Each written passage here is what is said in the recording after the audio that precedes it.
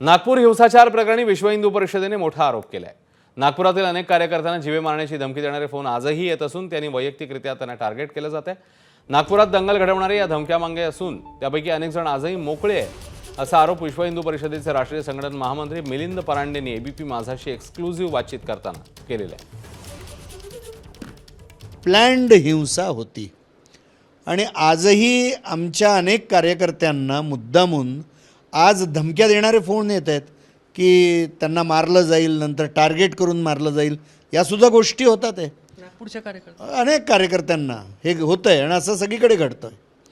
आणि त्यामुळे अशा प्रकारच्या ज्या धमक्या दिल्या जातात ते त्याच्यामध्ये आजसुद्धा अनेक जण सक्रिय आहेत त्या व्यवस्थेतले, हे लक्षात येतं तरच धमक्या येतात आहे। आणि म्हणून या धमक्या देणाऱ्यांवर कारवाई झाली पाहिजे, त्याच्याकडे दुर्लक्ष करून होणार नाही। आणि पूर्वनियोजन हे त्याच्यातूनच दिसतं आहे की अजूनही अनेक तत्त्व ही हिंसा करणारी, त्यांना मदत करणारी, त्यांना पाठिंबा देणारी ही अजूनही मोकळी फिरत आहेत, ह्याच्या म्हणून अजून अरेस्ट झाल्या पाहिजेत, हे नक्की। एबीपी माझा, उघडा डोळे बघा नीट।